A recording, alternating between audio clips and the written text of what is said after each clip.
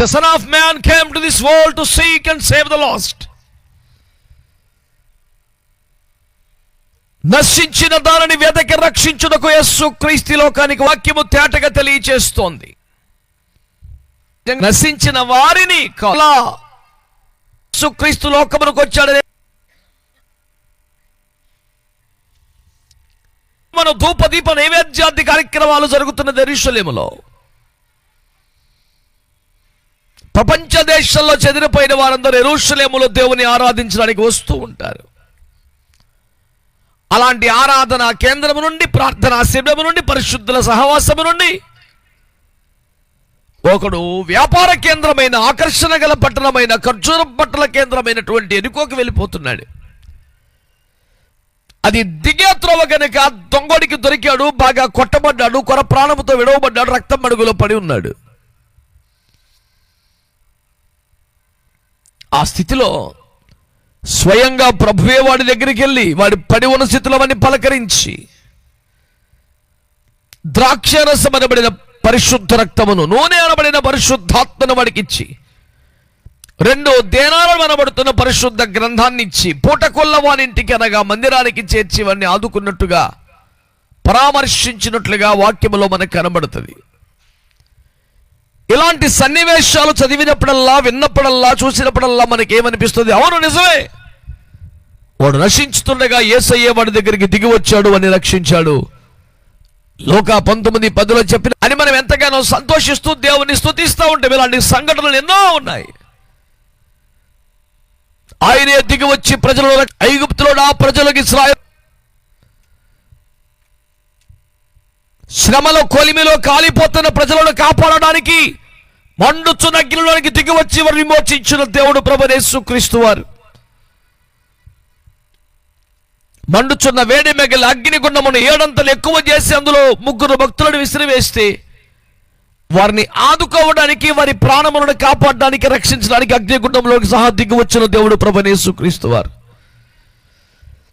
ఇలాంటి సంఘటనలు ఎన్నో వాస్తవంగా జరిగినవి చరిత్రలో ఉన్నాయి. ఆ వచనాలలో దేన్ని చూసినా నశించిన దానిని వెదకి రక్షించడానికి యేసుక్రీస్తు లోకానికి వచ్చాడనే మాట కరెక్టే, నిజమే కదా అనిపిస్తుంది. దాంట్లో వివాదం వల్ల నిజమే. నశించి నరకానికి వెళ్తున్న మానవ జాతిని ఉద్ధరించడానికి, రక్షించడానికి యేసు లోకానికి వచ్చిన మాటలో సందేహం లేదు. అయితే ఇప్పుడు మనం చదువుకున్న వచనములో ఒక మహోన్నతమైన సత్యాన్ని ప్రపంచానికి యేసు చాటిస్తున్నారు. దేవునికి స్తోత్రం కలుగునుగాక. వారి ఒకవేళ తెలుగు తర్జుమాలో ఆ విధంగా వచ్చిందేమో, మరో చోట మరో విధంగా ఉందేమో అని చూస్తే కూడా అదే భావన.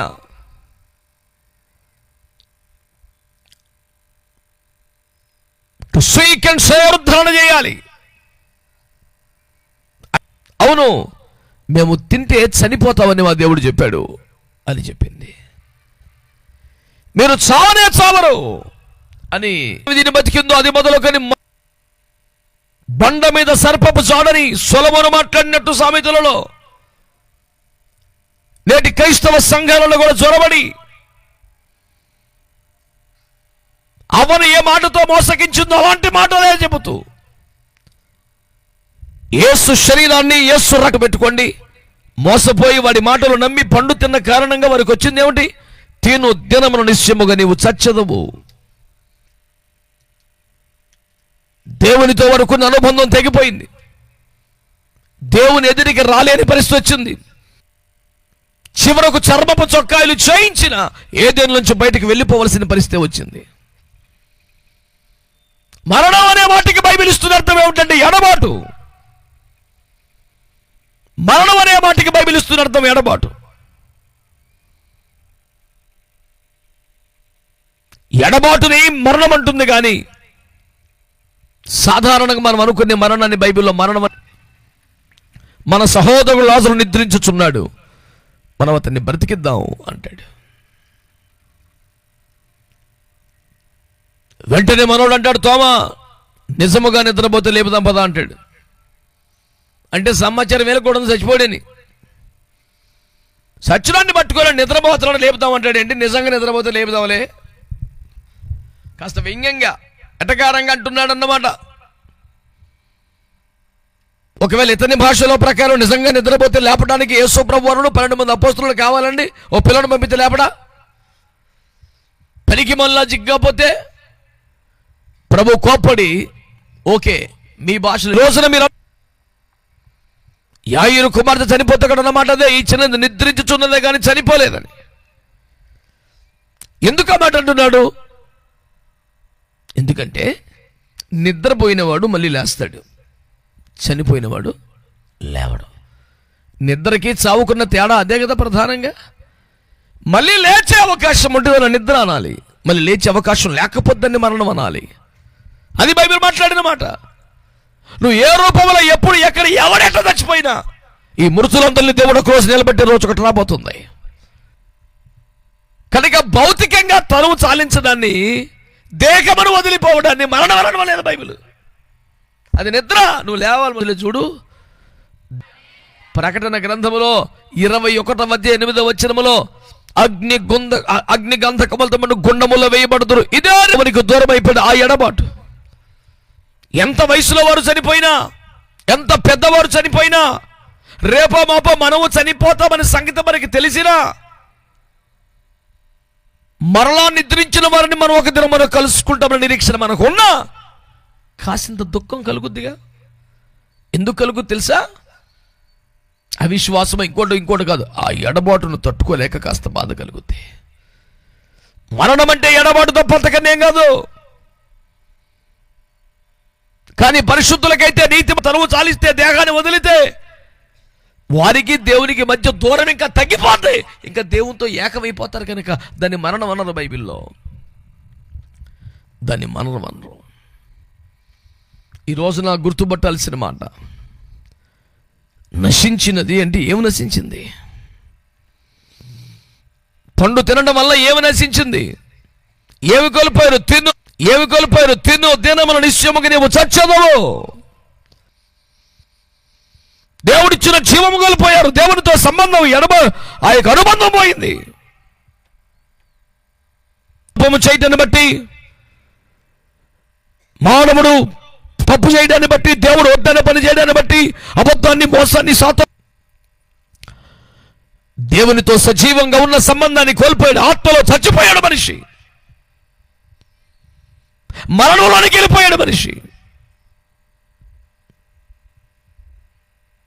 మనం వేలుబడి చేస్తూ ఉన్న కాలంలో అదే యేసు క్రీస్తు లోకానికి వచ్చాక, చావుని చంపాక, మరణాన్ని ఓడించాక, పౌలయ్య గారు మాట్లాడుతున్నాడు, మరణము అందరికీ రాదు, మనమందరము నిద్రించమని చెప్తున్నాడు. చేతులెత్తి స్తోత్రం చెప్పండి గట్టిగా. సంఘము బతికి ఉండగా, సంఘము సజీవంగా ఉండగా, బోర మోగితే నిలిచి ఉన్న వారికి ఇక మరణం ఉండదు, మహిమలోకి వెళ్ళిపోవడమే. ఈ మరణం రద్దు చేయబడింది, నిరర్థకమైపోయింది మరణం. ఈ సావు సావే కాదు, మరి ఏది మరణం?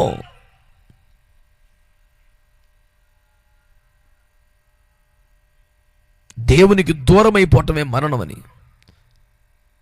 దేవునితో సంబంధాలు తెగిపోయింది మరణం. అపరాధముల చేత, పాపముల చేత వచ్చి పడిపోయింది మానవ జాతికి. యేసు చెప్తున్న మాట, నశించిన దానిని వెతక రక్షించడానికి మనుష్య కుమారుడి లోకానికి వచ్చాడని. ఏమి నశించింది? ఆ జీవము నశించింది. ఏమి దాపురించింది? మరణము దాపురించింది. మరి ఏమి దాపురించింది? మరణము దాపురించింది. నేను ఒకసారి మాసపత్రికకు రాస్తూ తాత్వికంగా రాశాను, మరణములోనికి జనించుచున్న మానవుడని. ఒక పట్టాన్ని అర్థం కాల చాలా మందికి. ఏమిటా మాట్లాడుతున్నాడు? శుభ్రంగా పుడితే సాగు కొడతాడేంటి మనిషి? నేను కోరింది కాదు రయ్యా, అపరాధముల చేతను, పాపముల చేతను మనము చచ్చిన వారమై ఉన్నామన్నాడు. ఎప్పుడు? పుట్టినప్పుడే. పుడతను ఎందులోకి పుట్టాం? సావులోకి పుట్టాం. ఈ తత్వం అంత సులువుగా అర్థమయ్యే సావదు. అపరాధములను బట్టి, పాపములను బట్టి, రోమాపత్రిక 5వ అధ్యాయం ప్రకారం, సుమారు 14వ వచనం ప్రకారం అయింది అన్నాడు. స్తోత్రం చెప్పండి. అయింది అన్నాడు. స్తోత్రం చెప్పండి.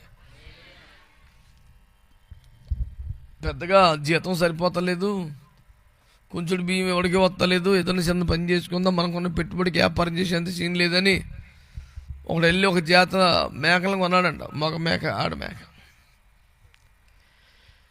దేవుడు చల్లగా చూసేసి శుభ్రంగా ఉండి 4 పిల్లలు ఎట్టినాయి. కొంతకాలం పోయిన తర్వాత ఇంకో 4 పిల్లలు ఎట్టినాయి. ఇది పొలోమని పిల్లలు ఎట్టేస్తుంటే అమ్మేసినోడికి మెంటలు వచ్చేసి గబుక్కుని చేజారిపోయిన చెరుకు 1000 రూపాయలు 2000కి జత ఇచ్చేసాను. వీడికి ఆ 8 అయిపోయినాయి, ఈ 2 శుభ్రంగా ఉన్నాయి, అందులో 4 అమ్మేసాడు, ఇంకా 4 ఉన్నాయి ఆడి దగ్గర. అనవసరంగా అమ్మేశాను, బోల్ డబ్బులు వచ్చి అతని ఆడికి కంగారు పడిపోయాడు. వచ్చి మళ్ళీ నీకు మేకలు నమ్మని కానీ పిల్లలు నమ్మలేదు, పిచ్చేసలేకు, ఆ పిల్లలు నాకు ఇచ్చి అన్నాడంట. నాకన్నా తెంగలుడు కనపడలేదు అంటే ఎదరేసా వేతనం నువ్వు. ఒక్కసారి వీటిని కొనుక్కున్నాక వీటికి ఎన్ని పుట్టినా అవన్నీ నా సొత్తే, పిచ్చేసలే బాక నలుగురిని గాకెత్తే లెంపలేసుకొని ఏదో ఆశకట్ట అన్నాను కానీ ఆడితే కరెక్ట్ అని వెళ్ళిపోడంట. ఇప్పుడు ఆ దొంగ తెలుగు చూపించేవాడు సైతాన్ గడే. ఒక్కసారి అబద్ధానికి అమ్ముడైపోయిన తర్వాత ఆదామవ్వలు సత్యమును వదిలేసి అబద్ధంలో పడిపోయిన తర్వాత ఇక నష్టమే, నాశనమే. వారి ద్వారా సంక్రమించిన సంతానమంతా కూడా అదే ఏలుబడి, పాపమే.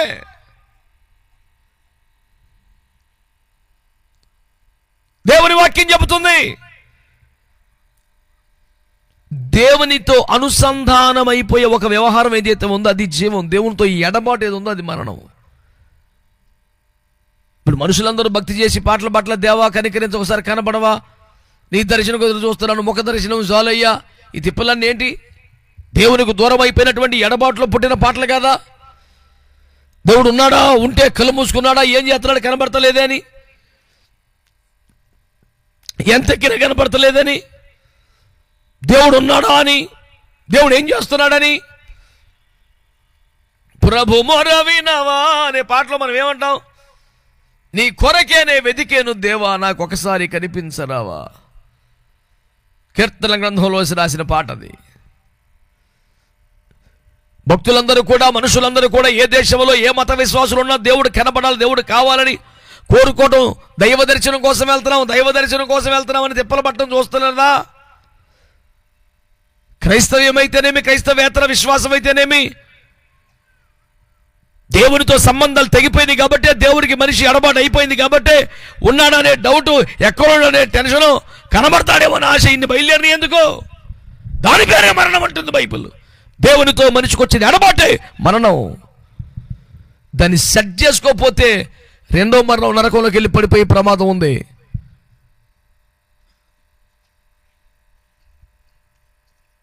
మనోడు ఒకడు మరణంలోకి వెళ్ళాడు అంటారు, మళ్ళీ తీసుకొద్దాం పద అన్నాడు యేసుప్రభు. యేసుప్రభు గారి ఆయన సేవకులు కానీ భూమి మీద ఉన్న కారణం ఏంటి తెలుసునా? మరణంలోకి వెళ్ళిపోయిన మనిషి అటు నుంచే శాశ్వతంగా 2వ మరణం అగ్నిగుండంలోకి వెళ్ళిపోకుండా ఈ లోపే అందులోంచి బయటికి తేవడానికి యేసుప్రభు ఈ లోకానికి దిగి వచ్చాడు. చేతులెత్తి దేవునికి స్తోత్రం చెప్పండి. హల్లెలూయా. దేవుని బిడ్డలారా, నశించిన ధోరణి వెతికి రక్షించడానికి యేసు క్రీస్తు లోకానికి వచ్చాడనే మాటకి అర్థం ఏమిటంటే, నశించింది అంటే దేవుని జీవం, జీవం పోయింది, మరణం వచ్చి పడిపోయింది. ఇప్పుడేం చేయాలా?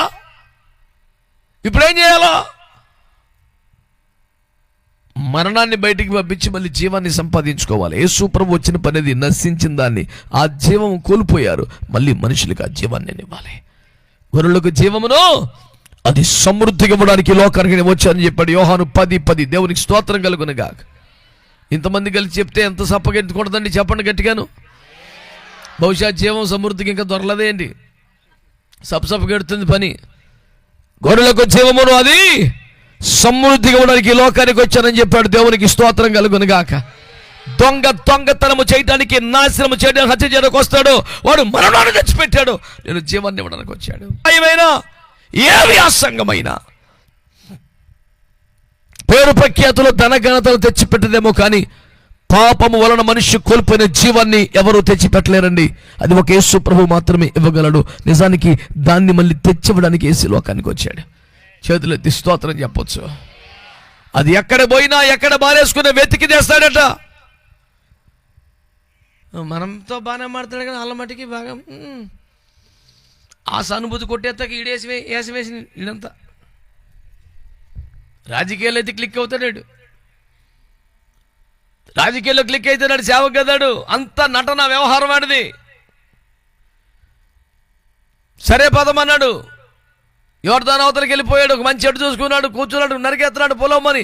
ఆడు ఉద్యోగం ఏంటి? ఈ ఏళ్ళతో గొడవ వదిలిపోయింది, నేను పాకేసేసుకుంటాను, నా కూడా నేను పెట్టుకుంటాను, అయ్యగా దగ్గర ఉన్నాను పేరు తప్ప పారం పాడుతాను, నాదే స్వాతంత్ర పాత్ర, నాదే పాటలు, నాది నడిపింపంతా మందే, ఆయన వచ్చి వాక్యం చెప్తాడంతే, అయ్యో అక్కడ ఎట్టేసుకుంటాను, ఎక్లేసుకుంటుంది నాకు అని ఎట్టేసుకున్నాడు. దేవుని స్తోత్రం. మంచి ఉద్యోగం నరుగుతున్నాడు. చెప్పండి ఏమైంది? మాట్లాడరు ఇప్పుడు, ఎవడో తగిలేస్తుంది గొట్టలు. దేవుని స్తోత్రం. నేను నోరెత్తదండి ఇప్పుడు. ఎంత చిన్న బాధ కానీ ఎడుతాడంటే దొంగోడు, కానీ తేలు కుట్టినప్పుడు మట్టుకు ఎవడంట దొంగతనంకి వెళ్తే ఏడితే నడు విరిగిపోద్ది కదా. అప్పుడే నెక్లెస్ జేబులు వేసేసాడు. ఈలోపు ఎప్పుడు ఉంచి కాపుకాసిందో దేవుడు యోనా కోసం చేపను పంపినట్టు తేలు పంపాడు వీడికి.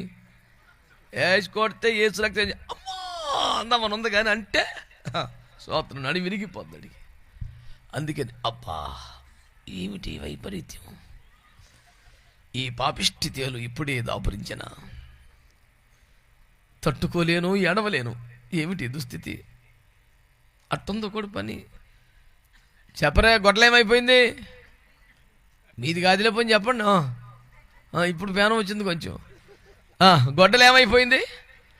ఎవరితో అప్పుడు అన్నాడు, పైకి వచ్చాను, ఏలుడు వాడు, అయ్యో దయ్యవజనుడా, గొడ్డలు పడిపోయింది అంటే ఈయన అంటాడు, నువ్వు ఎన్ని పోగట్లేదు, నువ్వు పోతా లాస్ట్లో గొడ్డలు పోగొట్టు పోనీ, నేను కష్టపడి సమకూర్తున్నావు, నాశనం చేస్తాం, ఇదే కదా దేవుని చిత్తం, ఏ పోనీ అని ఈయన అన్నాడు. అయ్యా అది మందకాదు అంటాడు వీడు. మందకాంది నీకెలాగొచ్చింది? అవన్నీ చెప్పలేండి, నీకు దండం పెడతా, మరి పోతే పోనీ ఇంకోటి కొంటానులే, ఇంకోటి కొంటకు అదే కావాలంటాడు. అంత ముందేంట్రా, వెళ్ళిపోయిన దాకా కుదురులేవు నువ్వు, ఇప్పుడు వచ్చి మళ్ళీ అదే కావాలంటావు. ఎవరితోనో పడిపోయింది ఎట్లా వస్తుందిరా? ఎవరితోనంటే అంటే ఎగువ నుండి దిగువకు పారుతున్న ప్రవాహం, వెళ్ళిపోతే పడి కొట్టుకొని మృత సముద్రంలో పడిపోతే పొరలేకుండా మాట్లాడతావంటే నీ దండం పెడతానయ్యా. పోను కొందాం లేరా, కొంట కుదరదు, అదే కావాలి. ఎందుకని? ఓనర్ గట్టాడు, ఏసు రక్తం ఏం చేయం, నువ్వు ఎదవేసలు ఎత్తం అవదో, నీ గొడ్డలకి లెక్క చెప్పాలి, స్తోత్రం చెప్పండి. నీ ఆత్మను మళ్ళీ అప్పగించాలి, స్తోత్రం చెప్పండి. తైతక్కలాడావు, డ్యాన్సులు వేసావు, సినిమాలకి వెళ్ళావు, పాపాలు చేసావు, నీ ఇష్టం అనుకుంటున్నావు. ఈ లోపల గొడ్డలు ఉంటుంది, దానికి లెక్క చెప్పాలి, స్తోత్రం చెప్పండి గట్టిగా. దానికి బదులు ఇంకో గొడ్డలతో కుదరదు, ఇంకో 100 తెచ్చిన కొద్దదు, నీ గొడ్డలను అప్పు చెప్పాలి. ఎడి చేస్తున్నాడు, ఏలిన వాడా ఇప్పుడు దాకా ఉత్తుగా, ఇప్పుడు నిజంగా నువ్వే ఏలుబడి చేయి, లేదన్నా పేర మీదకి వచ్చేసింది. కట్టే శరీరం, గొడ్డలి ఆత్మ పోయింది, ఉత్తి కట్టి మిగిలి నేను చేసుకుంటాకి. ఎత్తిన బాదుకుండా చెట్టు మీద కూర్చొని ఎడుతున్నాడు, కట్టి మిగిల్చింది కన్నీటి కాదా. ఏం చేసుకోవాలా? ఎక్కలేసరి కర్ర ఉందయ్యా అన్నాడు, ఏం చేసుకోనయ్యా? మంచి ఆరోగ్యవంతుడండి పిల్లడు, బాగుంటాడు, ఎత్తు ఒడ్డు పొడుగు బేబచ్చు, లోపలేమీ లేదు, గొడ్డలు లేదు, ఉత్తి కర్ర ఏం చేసుకునేది? మనిషి చదువుకున్నవాడు, మనిషి సంస్కారవంతుడు, మంచి విద్యావంతుడు, మనిషి మేధావే, మంచి రైతు, మంచి వ్యాపారే, కానీ ఆత్మలో చచ్చిపోయాడు, ఆత్మను కోల్పోయాడు, దేవునికి దూరం అయిపోయాడు, దేవునితో సంబంధం లేనివాడుగా ఉన్నాడు. యేసు ప్రభు వచ్చింది, నువ్వు పోగొట్టుకున్న నీ ఆత్మను తెచ్చివ్వడానికి. దేవునికి స్తోత్రం చెప్పండి గట్టిగా, చెప్పో గట్టిగా దేవునికి స్తోత్రం అని. హల్లెలూయా. మన యూట్యూబ్లో చూశాను, ఒక ఆయన హైదరాబాద్లో చెప్తున్నారు, నేను చెప్పినట్టు చేస్తే అడుక్కునేవాడిని కూడా కోటీశ్వరంగా చేసేస్తానని ఛాలెంజ్ చేశాడు. 100 రోజులు సబ్జెక్టు నేను ఫ్రీగా అన్నం పెట్టి బిర్యానీ పెట్టి క్లాసులు చెప్తారమ్మను, వాడు ఎవడైనా సరే వాడిని కోటీశ్వరుని, ఇప్పుడు 100 మందిని కోటీశ్వరులుగా చేశా, ₹10 ఖర్చు రానే చూసుకొని నేను కోటీశ్వరుని చెప్పొద్దు, నా పేరు కదన్నాడు. 100 మంది ఇంటర్వ్యూ చేశారు, సవాలుగా మాట్లాడుతున్నాడు, సాక్ష్యాలు చూపిస్తున్నాడు, ప్రపంచం ఆశ్చర్యపోతుంది. ఇప్పటికి 100 మందిని బికారిగా పట్టుకొచ్చా, కోటీశ్వరులను చేశాను, చూసుకో ఎవడైనా రండి. ప్రభుత్వం అల్లాడిపోతుంది, ఏంటి నిజమా కాదు ఆశ్చర్యపోతున్నారు మేధావులు.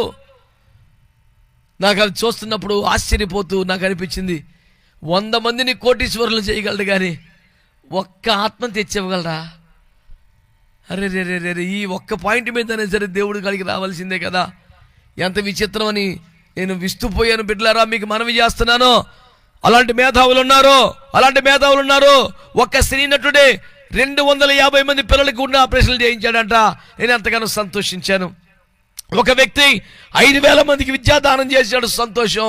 ఒకడు చచ్చిపోయి కూడా అవయవాలు 100 మందికి దానం చేశాడు, దేవునికి స్తోత్రం. చాలా మహానుభావులు భూమి మీద ఉన్నారు, కానీ ఈ ఆత్మలోనికి తెచ్చిచ్చేవాడు ఎవడు లేడో. ఒక యేసు క్రీస్తు ప్రభు మాత్రమే కార్యం చేయడానికి ఈ భూమి మీదకి వచ్చాడు. దేవునికి స్తోత్రం కలుగును గాక. మనిషి దేవుని మాట వినకపోవడం వల్ల, మనిషి సాతాను మాట వినడం వలన, మనిషి అబద్ధాన్ని నమ్మడం వలన, మనిషి పాపం చేయడం వలన పోగొట్టుకున్నది ఆరోగ్యం కాదు, పోగొట్టుకుంది అందము, ఈ గొప్పలు కాదు, పోగొట్టుకుంది దేవునితో సంబంధం, జీవమైంది.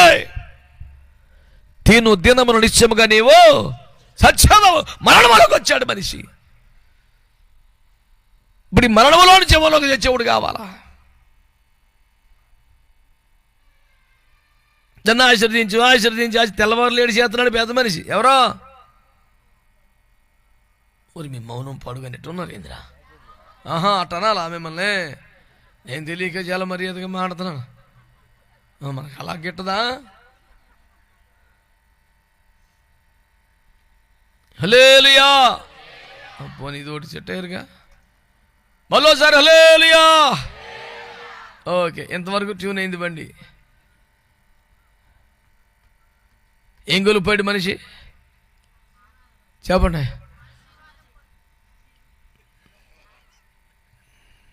చాలా శ్రద్ధగా ఫాలో అవుతున్నాను. తెల్లవారులు ఏడుతున్నాడు, నా పేనం పోయింది నాయనో, ఆశీర్వదించమంటే ఏం కావాలి నీకు? ఇంకా 2 భార్యలు ఉన్నారు, దాసీలు ఉన్నారు, 12 మంది పిల్లలు ఉన్నారు, బోళ్ళు జనం ఉన్నారు, పాడి పంటలు ఉన్నాయి, 100 కొద్ది గొర్రెలు మేకలు, దాసీలు, ఇంకేం కావాలి నీకు? ₹1,00,000 డైలాగ్ మనసులో పెట్టుకో. తండ్రి అన్నీ ఉన్నాయి కానీ ఆశీర్వాదం లేదు అన్నాడు. ఏడిదే? అన్నీ ఉన్నాయి కానీ మన అయ్యగారులు ఏం చెప్తున్నారు? పెద్ద అయ్యగారులు ఏం చెప్తున్నారు? 70 72 అందరూ ఏం చెప్తున్నారు? అన్నీ ఉండటమే ఆశీర్వాదం అంటున్నారు కదరా నాయన. కానీ బైబిల్లో పెద్దడు ఏమన్నాడు? అన్నీ ఉన్నాయి కానీ భార్యలు ఉన్నారా, పిల్లలు ఉన్నారా, పొలాలు ఉన్నాయా, పాడి పంటలు ఉన్నాయా? ఆ ఏజావ కూడా అంత ఒక బిస్కెట్ వేసాడు. ఆ బిస్కెట్ ఎంత తెలుసా? నువ్వు వింటే అలిసిపోతావు క్యాలిక్యులేషన్కి. క్యాలిక్యులేటర్ బద్దలైపోద్ది చివరికి వచ్చానికి. ఒక కానుకంటది, అది కూడా అన్ని ఐశ్చేత్తకి. పర్లేదు చాయ్ అని పంపించాడు. ఏంటి? 200 మేకలు, 20 మేకపోతులు, 200 గొర్రెలు, 20 గొర్రెపోతులు, ఆవులు, ఆబోతులు, గాడిద పిల్లలు, ఒంటెలు, వాటి పిల్లలు, ఈ లిస్ట్ అంతా రాసి ఒక కానుక ఇచ్చాడంట.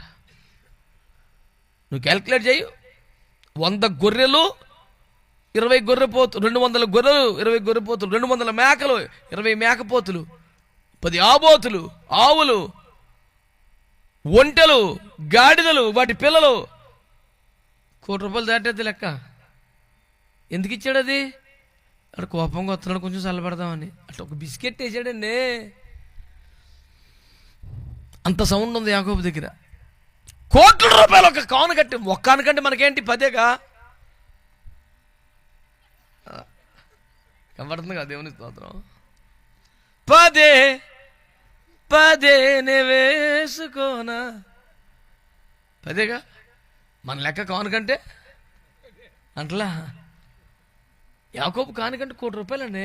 అట్ట ఇచ్చేసాడండి దేవుడికి కదా. అంటే కూడా కోపంగా ఉన్నాడు కొంచెం, అంటే ఐస్ చేత కట్టేసాడండి. అంటే డబ్బు ఉన్నవాడా కాదంటారా? చెప్పండి. ఆర్థికంగా పర్లేదుగా, ఆరోగ్యపరంగా పర్లేదుగా, కుటుంబపరంగా పర్లేదుగా, అసలు ఎక్కడా రోగలేదు మనిషికి. మరి తెల్లవారులు ఎందుకు ఎడుతామంటే అన్నీ ఉన్నాయి కానీ ఆశీర్వాదం లేదు బాబీ అన్నాడు. నీకేం కావాలి కరెక్ట్ చెప్పంటే, అతడు వచ్చి పిల్లలతో తల్లిని నన్ను నువ్వు చంపునేమోనని భయపడుతున్నాను అని బాధది. అది చంపేసేలా ఉన్నాడు బాబయ్య. 20 ఏళ్ళ క్రితం తప్పు చేసిన మాట నిజమే. నేను విదేశాలకు వెళ్ళిపోయాను, గల్ఫ్లో ఉద్యోగం చేశాను, అంతా మర్చిపోయాను. ఉన్నాడు వచ్చేపాటికి ఫ్రెష్గా ఉన్నాడు. ఇంకనే వెళ్ళేటప్పుడు అక్కడెప్పుడు వచ్చి 400 కిరాయి అంత ఒకరు పెట్టాడు. సమస్య 400 రెట్లు పెరిగిపోయింది బాబయ్య.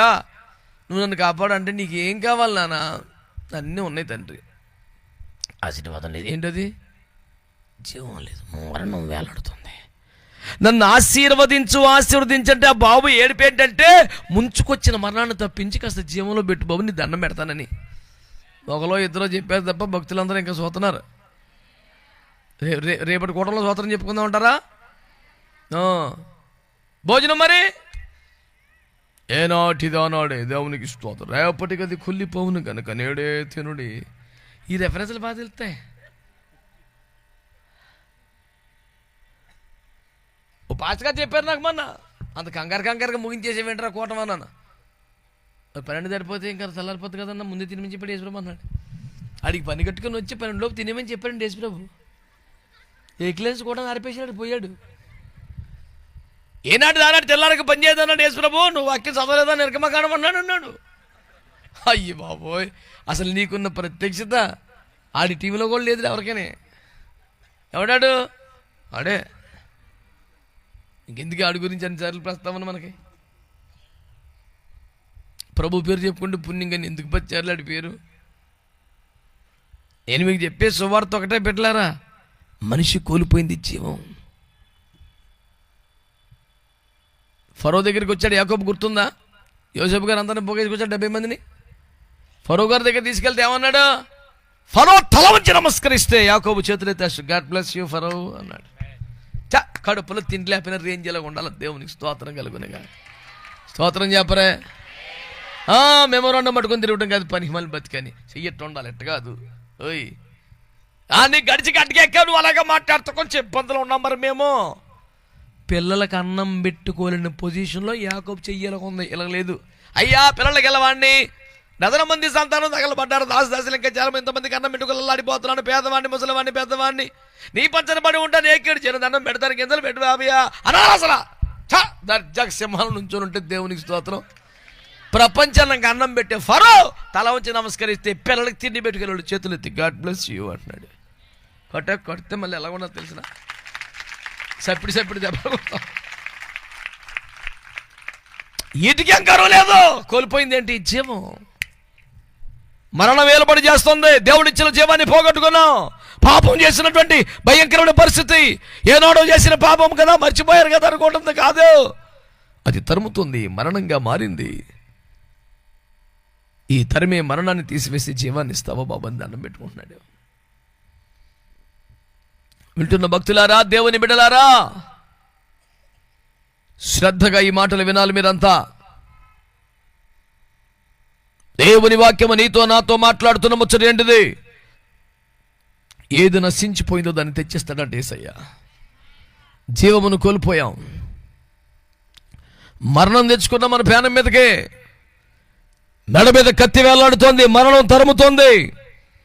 మరణాధీశులమై నరకవశములో పడి నశించిపోతున్న జాతి మానవ జాతి. ఏదైనా ఎవరైనా ఇవ్వగలరేమో కానీ జీవమును ఇవ్వగలిగింది మాత్రం గొర్రెలకు మంచి కాపరైనటువంటి ప్రభువైన యేసుక్రీస్తు వారు మాత్రమే. అందుకే మరణము యొక్క బలము గలవారు నశింపజేయడానికి మరణములోనికి వెళ్ళి మరణముని చంపి మరణము యొక్క పాతాల యొక్క తాళం లాక్కొని మానవునికి జీవాన్ని ఇవ్వడానికి యేసు సిద్ధంగా ఈ లోకానికి వచ్చారు. దేవునికి స్తోత్రం కలుగునుగాక. గొడ్డలు పడిపోయింది అంటే ఏదోటి తెచ్చి కొందాం లేరా అంటే కుదరదు, అదే కావాలంటే ఎవడు తేలేడు.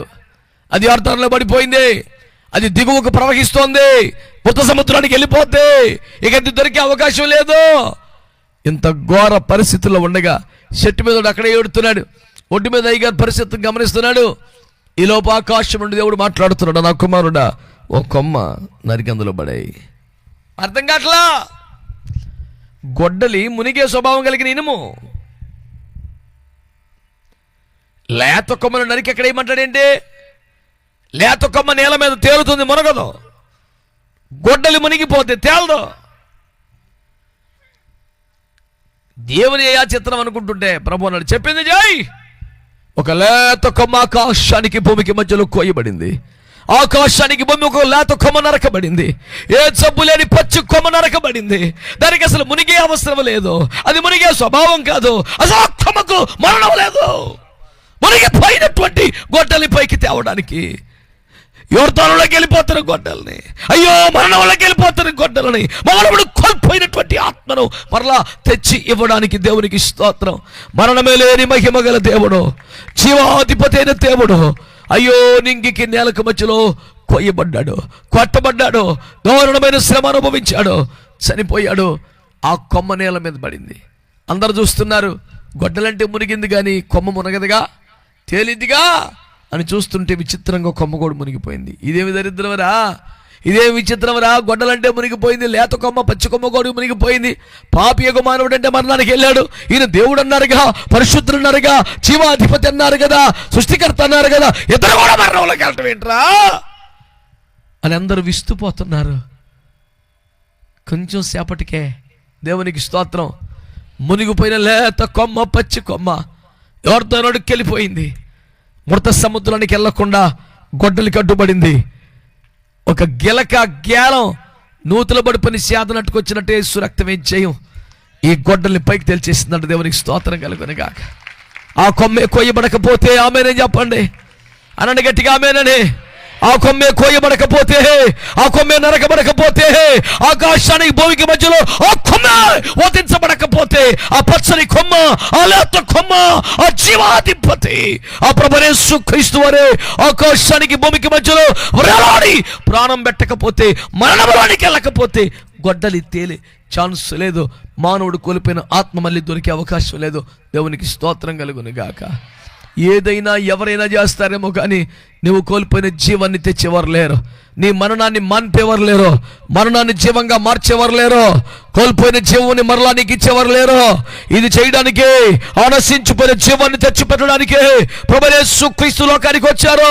రావడమే కాదు, ఆకాశానికి భూమికి మధ్యలో లేత కొమ్మగా పచ్చని కొమ్మగా కోయబడ్డారు, నరకబడ్డారు, వధించబడ్డారు.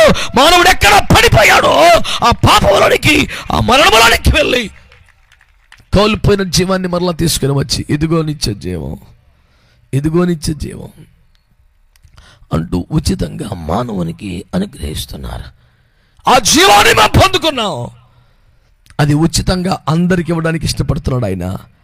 ఆ మాటను ప్రకటించడానికి మరలా సభలు ఏర్పాటు చేశారు. చప్పట్లు కొట్టి స్తోత్రం చెప్పండి. మేము పొందుకున్న జీవం మా కష్టార్జితం కాదు, మేము పొందుకున్న జీవం మా భక్తి సాధన ఫలితం కాదు, మేము పొందుకున్న నిత్య జీవం మా తెలివైన ఇన్వెస్ట్మెంట్ ఫలితం కాదు. ఇది యేసయ్య శిలువ మరణం ద్వారా, ఆయన కృప ద్వారా ఉచితంగా మాకందరికి అనుగ్రహించిన భాగ్యం. ఈరోజు మేము అనుభవిస్తున్న సర్వ సంపదల కన్నా, గౌరవ ఘనతల కన్నింటికన్నా కొన్ని కోట్ల కోట్ల కోట్ల కోట్ల రెట్లు ఎక్కువ ఏ ఖరీదికి అందనిది ఆయన ఇచ్చినటువంటి జీవం. అది ఉచితముగా ప్రసాదించాడని మీకు ప్రభు పేరిట మనం చేస్తున్నాను. దేవునికి స్తోత్రం కలుగునుగాక. కోల్పోయిన సమస్తాన్ని తిరిగి తెచ్చివ్వడానికి, నీ గొడ్డలు నీ చేతిలో పెట్టడానికి, నీ ప్రాణం మరలా నీలో ప్రవేశపెట్టడానికి. 12 ఏళ్ల వయసులో ఉన్న చిన్న బిడ్డ చనిపోతే యాయిరు దగ్గర మాట్లాడిన మాట్లాడి తెలుసా? యేసు చిన్నదానా లెమ్మని నీతో చెప్పుచునగా పోయిన ప్రాణమా ఆమెలోనికి తిరిగి వచ్చను గనుక ఆమె లేచి కూర్చుండిన వాక్యం. స్తోత్రం చెప్పండి గట్టిగా. పోయిన ప్రాణం మళ్ళీ వచ్చుద్ది అనండి గట్టిగా ఆమెనని.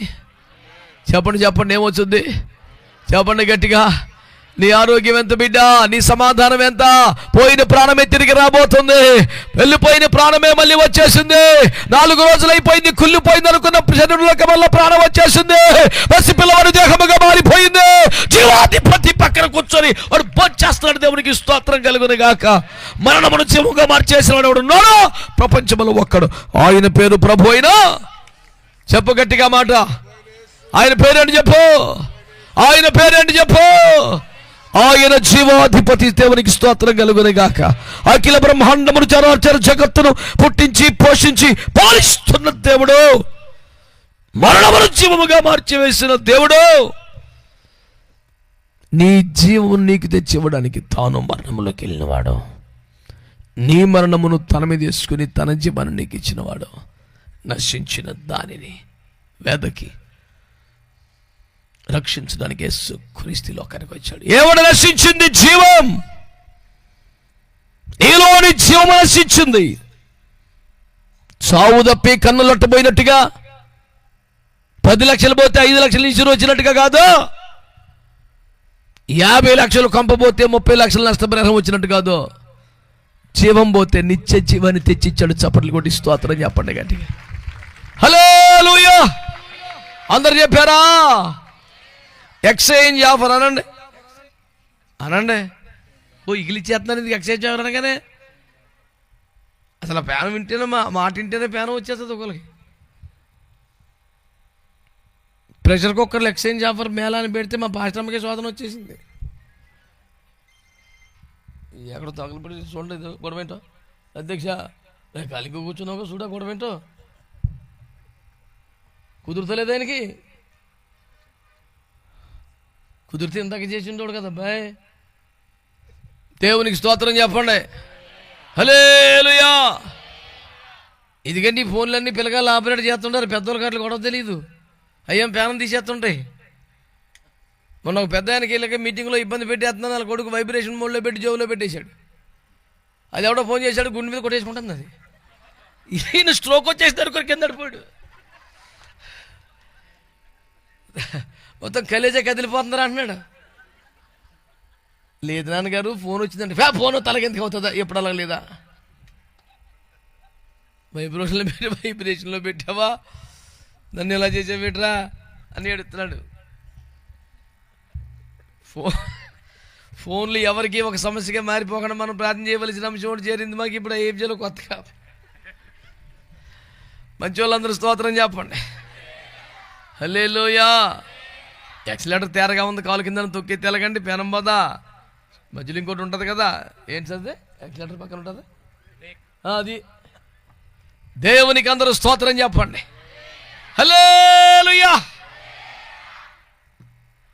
ఎక్స్చేంజ్ ఆఫర్ పెడితే పాత పాత పాత పాత కుక్కర్లన్నీ తీసుకొచ్చేసింది మా పాస్టమ్మ. కారు దిక్కింది, 5 కుక్కర్లు ఎట్టేసింది. అందులో 5 లీటర్లు ఉంది, 7 లీటర్లు ఉంది, 12 లీటర్లు ఉంది, దగ్గర 5 కుక్కర్లు 10 ఉంది. ఏమా అంటే ఎక్స్చేంజ్ ఆఫర్ అంటే బెస్ట్ మరి అనేది కొత్త కుక్కర్లు ఇచ్చేస్తాడంటే, సరే ఇప్పుడు ఎప్పుడు కొనుక్కురా అంటే తప్ప ₹10 ఖర్చు లేకుండా పాతిచ్చి కొత్త ఇచ్చేస్తాడంటే నాకెంత ఉద్యమం వచ్చేసింది. ఇంకా డ్రైవర్ని కూడా దాన్ని పెదరా బాబు ఏ క్లాస్ కలిసి వచ్చి కూటమి పెట్టింది పాస్టమ్ ఇయ్యాలా అని ఎక్కించుకొని సిటీకి వెళ్ళిపోతే బాంబే గ్లాసెస్ పెద్ద భవనం ప్రెస్టేజ్ ఎక్స్చేంజ్ మేళా అని పెడితే వెళ్ళిపోయి 5:00కి వెళ్ళిపోయిన మంచి రైల్వే స్టేషన్లో కూలి కూడా ఎన్ని మోసుకెళ్ళి అలా పట్టుపో నేను సొక్క మాసిపోతున్నాను, సోయి కూడా లేదు. ఎక్స్చేంజ్ మేళా అంటే అంత ఉద్యమంగా ఉంటుంది. పట్టుకెళ్ళి టేబుల్ మీద వెళ్ళి బాబు ఇవన్నీ మారుతానని ఉంటుంది కదండి. అవును సార్ ఆఫర్ ఉందా, ఉందండి బాబు, ఇంత ఆఫర్ ఎవడెత్తలేదు మేమే ఎత్తున్నాం అన్నాడు. అయ్యి బాబోయ్ మా భాష తెలిపోయింది దేవుని స్తోత్రం అని. ఇవన్నీ మార్చే కొత్త ఇచ్చేయమంటే అన్నీ చూసుకున్నాడు, టెస్ట్ చేశాడు, ఏదో శాక్పిస్తూ గీచుకున్నాడు, పక్కనెట్టాడు. ఇవన్నీ పర్లేదా బలేవరండి అన్నాడు. 2 లీటర్లు కుక్కలు తెచ్చాడు. 12 లీటర్లు పట్టిపోయాడు, 5 లీటర్లు పట్టిపోయాడు. దుర్మార్గం 5 కుక్కర్లు అట్టుకుపోయి 2 లీటర్లు తెచ్చుకొచ్చాడు. ఎంతదే ఇంకా మా ఇద్దరికే ఉడుకుతుంది అంతే. అది మన గంపలో పూటకి 20 కంచాలు నడుస్తాయి. ఇది ఎందుకు ఇది, అది ఇచ్చి ఇంకా 250 అడిగాడు. అదేరా అన్నాను. అంటే ఒక్కో దానికి 250 కట్టాడంట.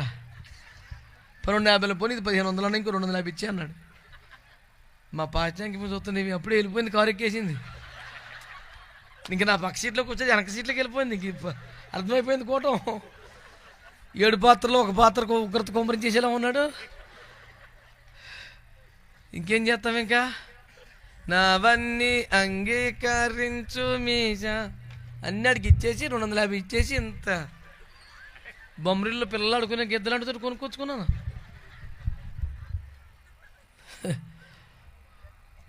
అదేంటంట ఎక్స్చేంజ్ మేళా అంట.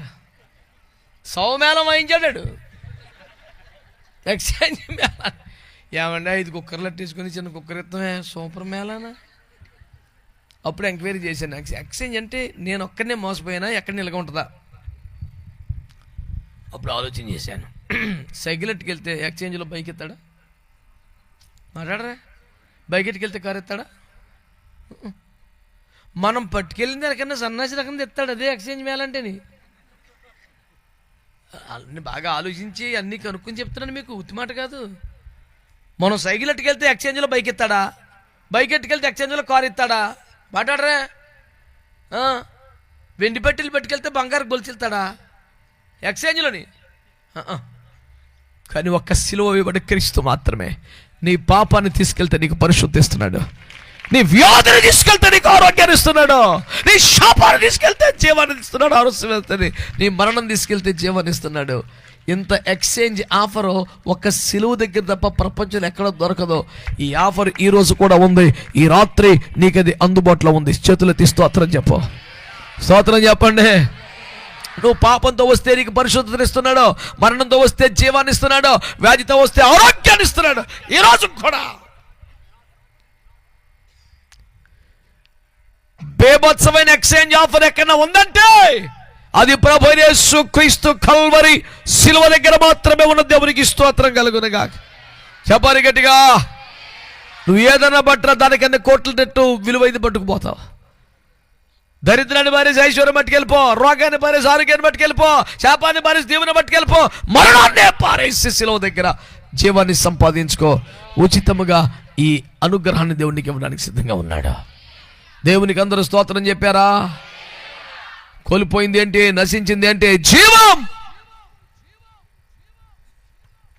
ఈ అరకొర పేనం తీసి అవతల పడి సమృద్ధి జీవాన్ని ఇవ్వడానికి, నిత్య జీవాన్ని ఇవ్వడానికి ప్రభువైన యేసు క్రీస్తు లోకానికి వచ్చాడు. మేమందరం ఆ జీవాన్ని పొందుకున్నాం. ఎప్పుడు ఎక్కడ ఎందుకు ఈ దేహాన్ని లోకాన్ని విడిచిపెట్టినా మరుక్షణం దేవుని వద్ద దేవునితో యుగ యుగాలు ఉండే గ్యారంటీ. కారణం ఆయన మాకు నిత్య జీవాన్ని ఇచ్చాడు. దేవునికి స్తోత్రం కలుగునుగా. మీ అప్పులు పోతాయి, మీ నొప్పులు పోతాయి, అందుకు బాగా కాదరమా పెట్టింది కూటమా నీకు నిత్య జీవం.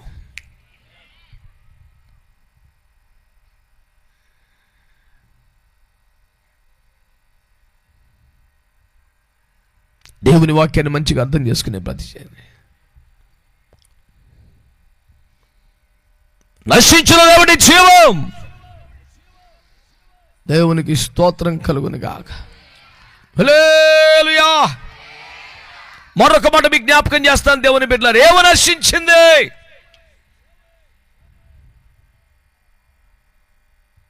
ఏమి నశించింది? యెషయా గ్రంథం 53వ అధ్యాయం 3 నుండి కాస్త ఓపిక చదివి పెట్టండి. అటు చదివితే నువ్వు కూడా తృణీకరించబడతావు మైకిలోనే. అతడు తృణీకరింపబడిన వాడును ఆయను, మనుషుల వలన విసర్జించబడిన వాడును, వ్యసనాక్రాంతుడిగాను, వ్యాధిని అనుభవించిన వాడిగాను, మనుషులు చూడనల్లని వాడిగాను ఉండెను. అతడు తృణీకరింపబడిన వాడు గనుక మనము అతన్ని ఎన్నిక చేయలేకపోతుమి. నిశ్చయముగా అతడు మన రోగములను భరించెను, మన వ్యసనములను వహించెను. అయినను మొత్తబడిన వానిగాను, దేవుని వలన బాధింపబడిన వానిగాను, శ్రమ నొందిన వానిగాను మనం అతన్ని ఎంచితిమి. మన అతిక్రమ క్రియలను బట్టి అతడు గాయపరచబడెను, మన దోషములు బట్టి నలగగొట్టబడెను. మన సమాధానార్థమైన శిక్ష అతని మీద పడెను. యేసుక్రీస్తు ప్రభువు వారి శిలువ మరణ దృశ్యమంతా కళ్ళకు కట్టినట్టుగా ఆవిష్కరించాడు దైవజనుడైన యేషయా తనకు కలిగిన మహాదర్శనమును బట్టి. ఈ మొత్తం వివరణలో, విశ్లేషణలో ఒక మాట మీ దృష్టికి తెస్తున్నాను. సొగసైనను స్వరూపమైన లేదు, మనం అతన్ని చూసి అపేక్షించినట్లుగా ఏమీ లేదంట. మనుష్యుడు చూడనొల్లని వాడిగా వ్యసనాక్రాంతుడిగా మారిపోయాడంట. చూడనొల్లని వాడిగా అంటే చూడలేడవాడు బాబోయ్ అని ముఖం తిప్పేసుకుంటారంట ఆ దృశ్యాన్ని చూస్తే. కారణం ఏమిటి? ఎవడోయ్ కారణం ఏమిటి? మనుషులు చూడలేని స్థితి, ముఖముఖ పేసుకునే పరిస్థితి, త్రవను పోవచ్చిన వాడు తలలు ఊచి బాబోయ్ మా వల్ల కాదనే పరిస్థితి. దేహమంతటి సంగతి పక్కన పెట్టి ఒక ముఖమే చూడు. లాగిపెట్టి చంప మీద కొట్టి ఆ గడ్డను పట్టుకొని లాగేసినట్టు ఒకడు. లాగిపెట్టి చెంప మీద కొట్టి గడ్డాన్ని పట్టుకుని లాగేస్తే ఆ గడ్డపు వెంట్రుకలు గట్టిగా లాగితే చర్మం అలా లేసి వచ్చేసిందంటండి. ఒక పుస్తకపు అట్టను చింపినట్టుగా ఆయన ముఖ చర్మాన్ని లాగేశారు. ముఖ చర్మం పర్రు లేచి వచ్చేసింది. రక్తం బట బట బట కారిపోతుంటే ఒకటి కండ్రించి ముఖ నూసాడట. ఎవడోయ్ ఎర్రటి రక్తం తెల్లటి ఉమ్మ చూస్తే బాబాయ్ అసహ్యంగా కనపడుతుంది. 2 అంగుళాల పొడవు ఉన్న తీగ మేకులు లాంటి ముళ్ళు కిరీటంగా అల్లి నెత్తి మీద పెట్టి కర్రతో లాగి పెట్టి కొడితే కస్సున కర్రలోకి దిగిపోయింది. ఆ ముళ్ళు అలాగా దిగిపోతే ఎండెక్కిన కొద్దీ సంకోచించే స్వభావం కలిగినటువంటి ఆ ముళ్ళ తీగ ఎండ పెరుగుతూ ఉంటే దగ్గరికి వస్తుంది, తల అలాగా ఛిద్రమైపోయి చెత్త అయిపోతుంది. తలంతా చెత్త అయిపోతుంది, ముఖమంతా ఇప్పటికే చర్మం లేచి వచ్చేసింది, వీపంతా దున్నబడిపోయింది, శరీరంలో పక్కలో పోట్లు, కాలు చేతులలో మేకలు. మనుషులు చూడనొల్లని వాడిగా వ్యసనాక్రాంతుడిగా మారిపోయాడు. బాబోయ్, స్వగశైలను స్వరూపమును అతనిలో లేదు. కారణం ఏంటి?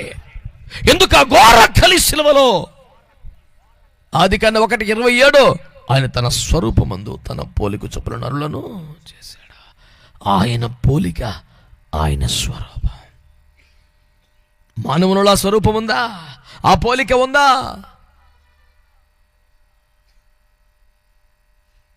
ఆలోచించారా ఎంత ఘోరం అయిపోయింది మానవుని జీవితం? సర్పములారా, సర్ప సంతానం అనాల్సిన కారణం ఏమిటి?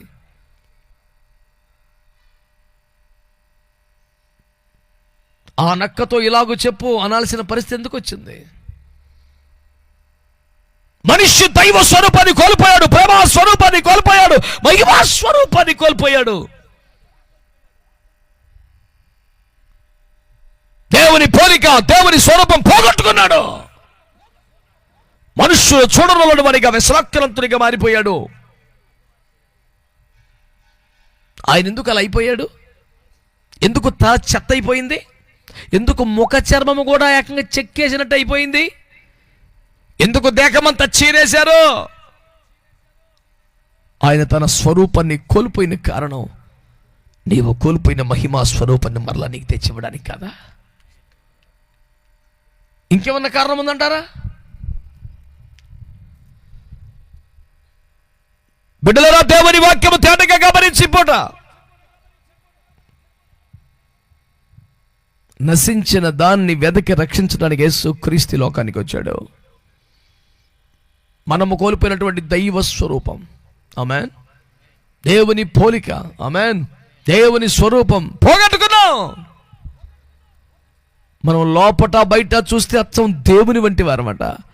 దేవుని స్వరూపం అట, దేవుని పోలిక, దేవుని ప్రేమ, దేవుని మహిమ మనలో తాండవించే పరిస్థితి.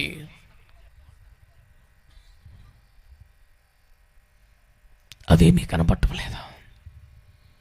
ఒకరిని చూస్తేనే దయ్యం వల్లే కనపడుతున్నాడు, ఒకడు చూస్తుంటే సాతాను సొంత కొడుకులా కనపడుతున్నాడు. మనిషి తన దైవిక స్వరూపాన్ని కోల్పోయిన కారణం ఏమిటి? మనుషులు పట్టుకొని జంతువుల పేర్లతో పిలాల్సిన పరిస్థితి ఎందుకు వస్తుంది?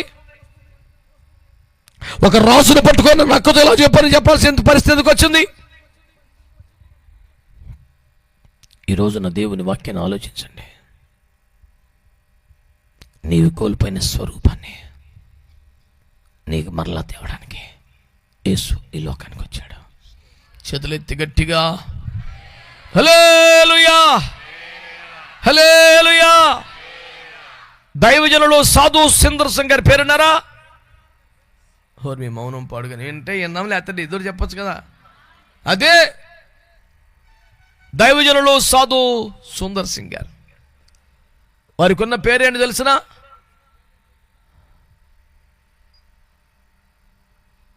రక్తము కారుచున్న పాదములతో నడిచిన పోస్తులుడని వారి పేరు. వారు వెళితే రక్తం ముద్రలు ఉండేయట. గొప్ప సేవ చేసిన దైవజనుడు. ఏదో కాన్ఫరెన్స్లో వెళ్తాకి ఎట్టకట్ట నానా సావులు తెచ్చి లక్షలు అప్పు చేసి గ్రూప్ వీసా సంపాదించి అందులో అమెరికా వెళ్ళి వచ్చినాడు పెద్ద పెద్ద బ్యానర్లు పెట్టుకుంటున్నాడు. దేవుని స్తోత్రం. ఇది బ్యానర్ ఏంటి తెలిసిన? అమెరికా దేశంలో అద్భుతం వాడబడి విజయవంతంగా తిరిగి వస్తున్న దైవజనులకి ఇవే మా హృదయపూర్వక స్వాగత సుమాంజలి. ఎందుకంటే వాడబడింది ఏం లేదు, గ్రూప్లో కలిసి అమెరికా వెళ్ళి కాన్ఫరెన్స్లో తిరిగి ఆ మెట్టు మీద కూర్చొని ఫోటోలు దిగి వచ్చేసాడు.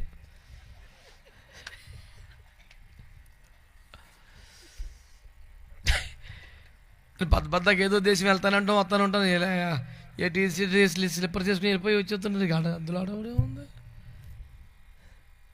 ఇప్పుడు రాత్రికి వెళ్తున్నాను ఖతార్ వెళ్ళి 2 days మళ్ళీ శనివారం వచ్చేస్తాను. ఎక్కడ బ్యానర్ ఉండదు, అడవిడ ఉండదు, గొడవ ఉండదు, గోత్రం ఉండదు. మా పిల్లలు కూడా ఎయిర్పోర్ట్ రానివ్వని అంటుంది. డ్రైవర్ ఒకడు వస్తాడు, తీసుకుపోతాడు. ఇందుకు అడవిడ ఇందుకురా వెళ్తున్నా. దేవుని మాట చెప్తాడు. ఊరేదైనా ఒకటే, దేశం మారితే ఏమైనా మారుతుంది అనుకోవటం. ఎక్కడికి వెళ్ళి ఇదే ఈ మొక్క చెప్తే అనుకో చేస్తామే ఇల్లు పద్ధతి. కానీ దేవునికి స్తోత్రం కలుగునుగా. సుమారు 20 దేశాల్లో పరిచర్య దేవుడికి అకౌంట్ నెంబర్ వల్ల ఇక్కడ తెగ మూలుగుతున్న చీనేమి లేదు ఇక్కడ. ఎప్పటికప్పుడే స్తోత్రం. డిపార్ట్మెంట్ అది కాదురా నాయన. దేవునికి స్తోత్రం కలుగునుగా. చెప్తలేదు అందరూ సరిగ్గా? హల్లెలూయా. ఇక్కడ అమెరికా వెళ్ళేసి కాన్ఫరెన్స్కి వెళ్ళి గ్రూప్ వేసా తెచ్చుకొని మళ్ళీ సొంతంగా ఇంకోసారి వెళ్తా ఉండదు. ఆ గ్రూప్లో వెళ్తామే. పర్సనల్ వేసా రాదు ఇంకా. దానికే ఎంత పెద్ద కూటం పెట్టాడు. కృతజ్ఞత కూటం. కవ్వినది వాదించి మనము సంతోషించదము రండి, ఎందుకనగా అమెరికా దేశంలో గొప్పగా. నువ్వు కరెక్ట్గా ఇంటర్వ్యూ ఎక్కడెక్కడ వాడబడ్డావు అంటే అలా కాదండి, కాన్ఫరెన్స్కి వెళ్ళాను.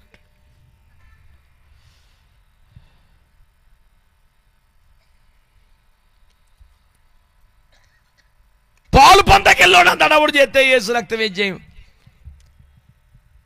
వేవేల మందిని అమెరికా దేశంలో అద్భుతముగా మహిమకరమైన అనుభవాలకు తెచ్చిన గొప్ప దైవజనుడు సాధు సుందర్ సింగ్ గారు. దేవునికి స్తోత్రం కలుగునుగా. ఆయన అమెరికా దేశంలో ఇంటికి వెళ్ళారట. చాలా భక్తికి వెళ్ళిన ప్రియమైనటువంటి ఆత్మీయ బిడ్డలు. ఆ ఇంటికి వెళ్ళి తలుపు కొడితే 10 మనిషి తలుపు తీసిందిట. యజమాని ఎక్కడ లోపల గదిలో ఉన్నారు. తలుపు తీసి పిచ్చి పట్టింది నాకు. అరుపులు, కేకలు కింద పడి పిచ్చి కేకలంట. ఇంకా విపరీతమైన భయము, ఆందోళన, ఆశ్చర్యం, విస్మయం కలిగితే ఎర్రి కేక పెడతారు చూడు, అట్లా పెట్టిందండి కేకలు. పెద్ద పెద్ద అరుపులు. Jesus came to house, hey Jesus అని పెద్ద పెద్ద అరుపులు. యేసు ప్రభువు వచ్చేసాడు బాబోయ్, యేసు ప్రభువు వచ్చేసాడని పిచ్చి కేకలు ఎర్రేసి కింద పడిపోయి గోలకు పడుతుంది. ఈ అలరేంటి, గొడవ ఏంటి, గోత్రం ఏంటి అని ఇంట్లో బయటకు వచ్చే దైవజనుడు సాధు సుందర్ సింగ్ గారు ఉన్నారంట. ఈమెను మెల్లిగా లేపి పక్క తీసుకెళ్ళి కూర్చోబెట్టి కాసేపు తేరుకున్నాక ఏంటమ్మా అంటే ఆమె ఆ షాక్లోంచి బయటపట్ల Jesus came to house, I have seen him with my naked eyes, నా కళ్ళతో నేను చూసాను యేసు వచ్చాడు బాబోయ్ అని గోల పెట్టేస్తుంటే ఆయన మా ఆత్మీయ తండ్రి, మా దైవజనులు సాధు సుందర్ సింగ్ గారు అంటే ఆమె ఆశ్చర్యపోతుందంట. No no no, I have seen him, he is none other but Jesus Christ. నేను చూశాను నా కళ్ళతో, నువ్వు నాకు మాయ చేయొద్దు అనే యేసు ప్రభువే నాకు తెలుసు. ఎందరో పరిశుద్ధుల భూమి మీద దేవునికి స్తోత్రం, దేవుని మహిమతో కనపడ్డారు భూమి మీద. దేవుని వలె సంచర, దేవుని పోలిక, దేవుని స్వరూపంలోకి ఎదిగిపోయారు వాళ్ళు. నిజానికి సాధు సుందర్ సింగ్ గారికి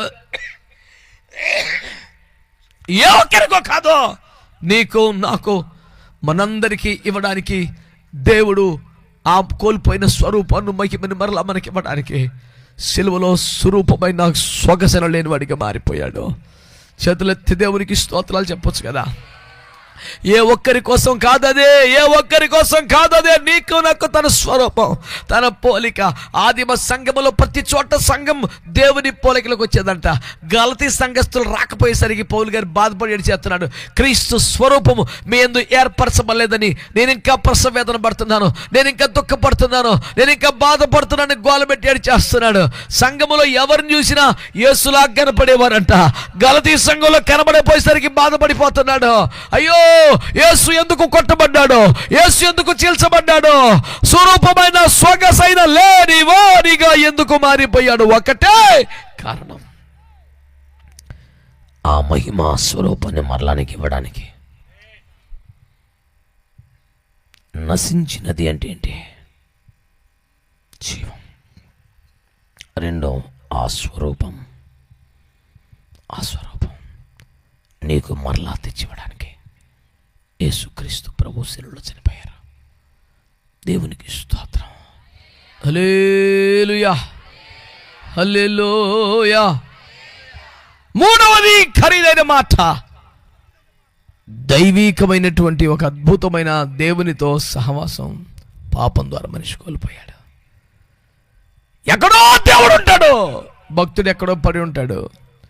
మోషే వంటి మహా గొప్ప దైవజనుడు కూడా ఎప్పుడైనా పిలిస్తే వెళ్ళాలి, కొండ మీద నిలబడాలి, దేవుని ముఖాముఖిగా చూడాలి, చెప్పిన మాటలు వినాలి, దిగి వచ్చి పని చేసుకోవాలి. అంతే. దేవుడు అట్నుంచి అటే వెళ్ళిపోతాడు, ఇంటి నుంచి కిందకు వచ్చేస్తాడు. అంతే దైవ మానవ సంబంధాలు.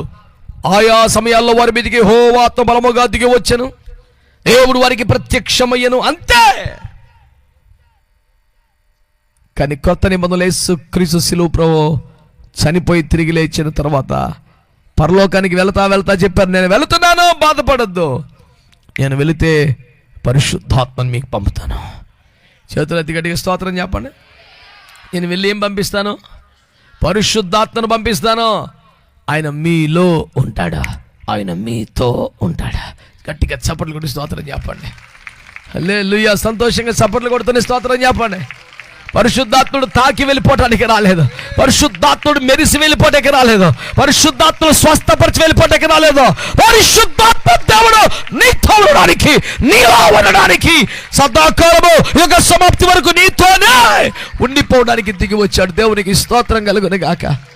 మానవుడు కోల్పోయింది అదే, నశించింది అదే. దేవుని జీవం, దేవుని స్వరూపం, దేవుని సహవాసం. పరిశుద్ధాత్ముడు ఎందుకు వచ్చాడట? మనల్ని తాకి వెళ్ళిపోవటానికి వచ్చాడా? లేదు లేదు లేదు లేదు అదొకప్పుడు. ఇప్పుడు తాకి వెళ్ళిపోవడానికి రాలేదా? ఇప్పుడు ఎందుకు వచ్చారు తెలుసా?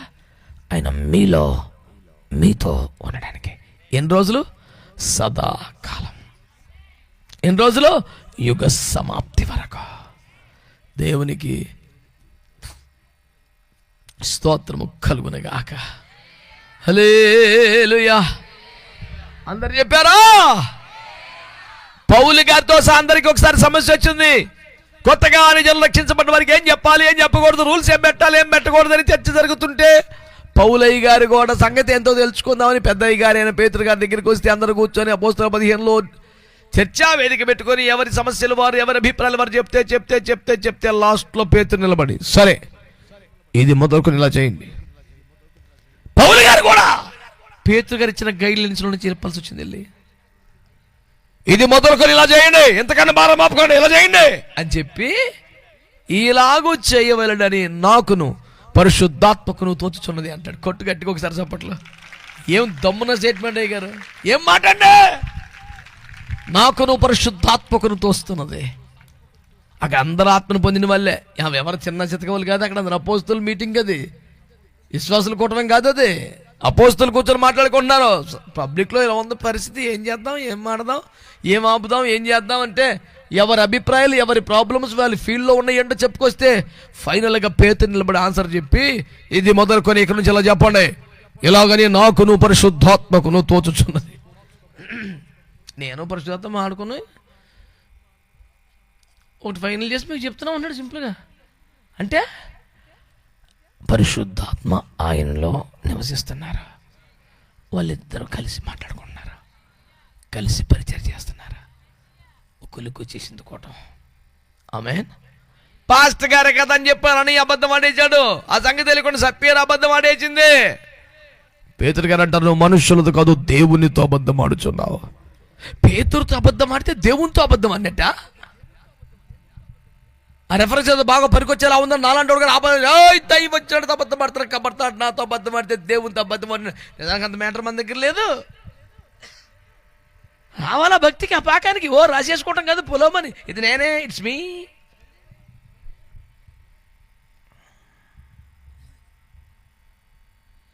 సేమ్ బాలుగారు లాగా ఉంది ఒక ఆయన వాసి మనం పాట పాడుతుంటే ఎస్పి బాలసుబ్రహ్మణ్యం గారు వాయిస్. అయ్యి బాబాయ్ ఇది భలే పెడుతున్నా, సీమ అలాగ ఉందా వాయిస్. అయ్యి బాబాయ్ అచ్చు ఉద్దేశించినట్టు అలాగ ఉందన్నయ్య. నిజమే. మరి ఆ బాలుగారికి వచ్చిన అవకాశాలు ఎందుకు రాలేదు? రావు. బాలుగారిలా పాడతారు కానీ బాలుగారు కాదు. అబద్ధ కూటమి వాళ్ళకి ఇంకోటికి ఎంత మహా సంగీత సస్తలు మేధావులు కూడా నిజమేనండి బాలుగారు వాయిస్ లాగా ఉందన్న కానీ బాలుగారే పాడుతున్నారు ఎవరు అంటలేదా? ఆ రేంజ్ అంత ఈజీ కాదు. ఓ గొంతుకి అలాగుంటాయి. రక్తం ఏం చేయం, ఈ అభిషేకం ఏంటి, గొడవ ఏంటి, గోత్రం ఏంటి? పేతురు మాట్లాడుతున్నాడు, నాతో అబద్ధం ఆడితే పరిశుద్ధాత్మతో అన్నట్టు. ఎందుకంటే పరిశుద్ధాత్మ లోపల ఉన్నాడు, మాట్లాడేది ఆయనే, కదిలేది ఆయనే, చేసేది ఆయనే. అందుకనే ఆయన నీడబడితే కూడా స్వస్థతలు పడిపోతున్నాయి, లోపల ఉన్నది ఆయన కాబట్టి. మరి వెండి బంగారం లేవు, కానీ ఆయన ఉన్నాడు. లే అంటే లేచి పడుకుంటాడు. దేవునికి స్తోత్రం కలుగును గాక. పరిశుద్ధాత్మ దేవుడు ఈ లోకానికి వచ్చింది ఎందుకు తెలుసునా? మనతో ఉండిపోవడానికి వచ్చాడు. దేవునికి గట్టిగా స్తోత్రం చెప్పండి అందరూ. చెప్పారా గట్టిగా అందరూ? సంగమ దేవుని ప్రజలను ఒకటే ఈ రాత్రి నా ఉపదేశం. ఎవరు తెలిసినా? నశించిన దాన్ని వెతికి రక్షించడానికి వచ్చాడు. ఏమి నశించింది తెలుసా? జీవం నశించిపోయింది. ఏమి నశించిపోయింది? స్వరూపం నశించిపోయింది.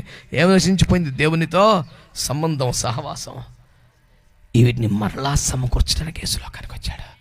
ఈ సభల మొదటి రాత్రే నువ్వు దేవునితో సంబంధాన్ని కోల్పోయావా? దేవుని స్వరూపాన్ని కోల్పోయావా? లేకపోతే దేవుడిచ్చిన జీవాన్ని కోల్పోయి మరణములో బ్రతుకుతున్నావా? యేసయ్యాని కేక పెడితే, ప్రార్థన చేస్తే నువ్వు కోల్పోయిన సమస్తానికి తిరిగి తెచ్చివ్వడానికి కోయబడిన కొమ్మగా ఆకాశానికి భూమికి మధ్యలో వేలాడి మరణంలోకి వెళ్ళాడు, పాతాళంలోకి వెళ్ళాడు, మునిగిపోయిన గొడ్డల్ని పైకి తెచ్చాడు. నువ్వు పోగొట్టుకున్న సమస్తాన్ని నీకు తిరిగి తెచ్చి ఇవ్వడానికి యేసు శిలువలో చనిపోయాడు. ఆయన మన మధ్యలో సజీవుడిగా మన మధ్యలో సంచారం చేస్తూ ఉన్నాడు. అందరూ చేతులెత్తి దేవునికి స్తోత్రం చెప్తారా? చెప్పారా గట్టిగా? హల్లెలూయా. అందరూ చెప్పండి మంచిగా. నువ్వేం కోల్పోయేవి? రాత్రి దేవుడు నీతో సూటిగా మాట్లాడుతున్నాడు. బిడ్డలారా, నువ్వు కోల్పోయిన సమస్త నీకు మరలా తెచ్చివ్వడానికి దేవుడు సిద్ధంగా ఉన్నాడు. ఆ సంబంధం, ఆ సహవాసం నీకు కావాలా? ప్రభుని నమ్ముకుంటే సరిపోదు, ఆత్మచేత నింపబడాలి. దేవునికి స్తోత్రం కలుగునుగా. పెంతెకోస్తు అనుభవంలోకి రావాలి. స్తోత్రం చెప్పండి గట్టిగా. హల్లెలూయా. కొన్ని వేల మంది యెరూషలేముకు వచ్చారు పెంతెకోస్తు పండుగను ఆచరించడానికి. 120 మంది మాత్రమే పెంతెకోస్తును పొందుకున్నారు. స్తోత్రం చెప్పండి గట్టిగా. అందరూ చెప్పండి గట్టిగా. పెంతెకోస్తు పండక్కి 1000 మంది వచ్చారు. పెంతెకోస్తు అనుభవంలోకి 120 మంది మాత్రమే వచ్చారు. పెంతెకోస్తు కూటాలకు కూడా చాలా మంది వచ్చారు, కానీ పెంతెకోస్తు అనుభవంలోకి ఎంతమంది రావడానికి ఇష్టపడుతున్నారా? ఇది నీ సిద్ధాంతంగా, ఇది నీ డినామినేషన్ కాదు, ఇది నీ తెలివి కాదు, ఇది నీ కంట్రోల్ కాదు, ఇది నీ సొంత తెలివి కాదు. దేవునికి స్తోత్రం కలుగును గాక. నువ్వు కోరుకోగలిగితే, మోకరించగలిగితే, ప్రార్థన చేయగలిగితే, నమ్మగలిగితే, మొర్ర పెట్టగలిగితే పరలోకములో బయలుదేరిన దేవుని నది నీ గుండె గుడిలోకి దిగి రావడానికి ఇష్టపడుతున్నాడా? మంచిగా కొట్టండి. దేవునికి స్తోత్రం. హల్లెలూయా, హల్లెలూయా, హల్లెలూయా. ఎడారి పుష్పించబోతుంది. దేవునికి స్తోత్రం కలుగును గాక. హల్లెలూయా. ఎడారిలో సెలయేర్లు ప్రవహించబోతున్నాయి. దేవునికి స్తోత్రం కలుగును గాక. గట్టిగా స్తోత్రాలు చెప్పండి. బీడు భూమి ఫలించబోతుంది. దేవునికి స్తోత్రం కలుగును గాక. ప్రతి వారి చాలులో పైరుపరుచున్నట్లుగా దేవుని ఆత్మ వర్షం సమృద్ధిగా కురిపించబోతుంది. దేవునికి స్తోత్రం కలుగును గాక. వింతలు దీవెనలతో, ఆకాశ జలములతో, ఆకాశ మంచుతో పైరులు దిగవచ్చు. మింటి దీవెనలతో నువ్వు దీవించబడబోతున్నావు అని యాకోబు మాట్లాడుతున్నాడు. దేవునికి స్తోత్రం కలుగును గాక. అందరు చెప్పండి గట్టిగా. ఆయన సర్వచోజలు నడిపిస్తాడు. ఆమేనని చెప్పండి. ఆయన సదాకాలం తోడుకుంటాడు. ఆమేనని చెప్పండి. ఆయన సమస్తమును బోధిస్తాడు. ఆమేనని చెప్పండి. ఆయన సత్యమే గాని అబద్ధం కాదు. స్తోత్రం చెప్పండి. అంతవరకు తోడుగా ఉంటాడు. స్తోత్రం చెప్పండి. హల్లెలూయా. నిన్ను పెళ్లి కుమార్తెగా అలంకరిస్తాడు. పెళ్లి కుమారుడి వద్దకు తీసుకెళ్ళిపోతాడు. మేక మీద కొనిపోయే వ్యవహారం అంతా ఆయనే చూసుకుంటాడు. ఎంతమందికి పరిశుద్ధాత్మ కావాలి? ఆ సంబంధం మళ్ళీ ఆత్మతో తప్ప మరొక దాంతో మనం కలిగి ఉండే అవకాశాలు లేవు. యేసును నమ్మితే సరిపోదు, చర్చికి వస్తే సరిపోదు, కానుకలు ఇస్తే సరిపోదు. పెంతెకోస్తు పండుగలోకి వచ్చి ఆ జాతరలో తిరణాల్లో జనం ఉన్నారు. 120 మంది మాత్రమే మోకాల మీద పడ్డారు, ఆత్మను పొందుకున్నారు, అన్ని భాషలు మాట్లాడుతున్నారు. ఈ 3000 మంది 5000 మంది ఏంటండి మీరు మాట్లాడేదంటే ఇదే పరిశుద్ధాత్మ అంటే అని చెప్తున్నారు. వీళ్ళు పొందిన వారు, వీళ్ళు వివరించే వాళ్ళు ఆసక్తిగా వినేవాళ్ళుగా మారిపోయారు. దేవునికి స్తోత్రం చెప్పండి గట్టిగా. వీళ్ళు కూడా వచ్చి ఉంటే వీళ్ళు కూడా పొందుకునేవారుగా. 120 మందిలో ఒక్కరిని వదిలిపెట్టుకున్న ప్రతి వాడిని తలకొక అగ్ని జ్వాల లెక్క పెట్టి పంపించిన దేవుడు ఈ రాత్రి మీలో ఎవరన్నా విడిచిపెడతాడా? ఎవరన్నా కాదడతాడా? 120 మంది అందరూ ఒకలంటోలేనా? అందరూ ఒకే భారం ఆత్మ కలిగి ఉంటారా? వేరు అభిప్రాయాలు, పరిస్థితులు ఉంటాయిగా. ఏ ఒక్కరిని విడిచిపెట్టలా. ఒక్కొక్కరి మీదకి ఒక్కొక్క అగ్ని జ్వాల లెక్క పెట్టి పంపినట్టుగా ఏ ఒక్కరిని వదలకుండా ఆత్మను పంపాడు. మీరందరూ దేవుని లెక్కలో ఉన్నారని నమ్ముతున్నారా? దేవుని ప్రేమలో ఉన్నారని నమ్ముతున్నారా? నమ్ముతున్నారా? దేవుని ఏర్పాట్లో ఉన్నారని నమ్ముతున్నారా? ఆయన ఎవరిని అన్యాయం చేయడం నమ్ముతున్నారా? ఎవరికి దూరస్తుని కాదని నమ్ముతున్నారా? అందరికి ఉపకారం నమ్ముతున్నారా? నిజముగా మొర్ర పెట్టు వారికి సమీపంగా ఉన్న దేవుడు నమ్ముతున్నారా? తనకు నిశ్చయముగా అడుగు వారికి మనం నిశ్చయముగా ఆత్మను గ్రహించు దేవుడని మీరు నమ్ముతున్నారా? ఈ రాత్రి కోల్పోయిన సంబంధం మరలా రాబోతుంది, ఆ సహవాసం మరలా రాబోతుంది, అభిషేకం మరలా రాబోతుంది, ఆత్మ మళ్ళీ రాబోతుంది. ఈ మొదటి రాత్రి ఆ ఉద్యమం ప్రారంభం కాబోతుంది. దేవునికి స్తోత్రం చెప్పండి గట్టిగా. ఇది పరిశుద్ధుల ప్రార్థన సేవ, కన్నీటి సేవ, ఉపవాసాల సేవ, అపోస్తుల సేవ, ఆది అపోస్తుల సేవ, ఆ అభిషేకం, ఆ సహవాసం, ఆ స్వరూపం ఈ సభల మొదటి రాత్రి దేవుడు పంపిస్తున్న కూటమిది. నమ్మకమైన దేవునికి చేతులెత్తి ఆగకుండా స్తోత్రాలు చెప్పండి. ఆగకుండా స్తోత్రాలు చెప్పండి. హల్లెలూయా. ఎంతమంది నమ్ముతున్నారు బిడ్డలారా? ఎంతమంది ఆశపడుతున్నారు? మీకు ఆరోగ్యం ఉంటే, అవకాశం ఉంటే మోకాళ్ళు వేయండి. మీకు ఆరోగ్యం ఉంటే, అవకాశం ఉంటే మోకాళ్ళు వేయండి. కాసేపు ప్రార్థన చేద్దాం.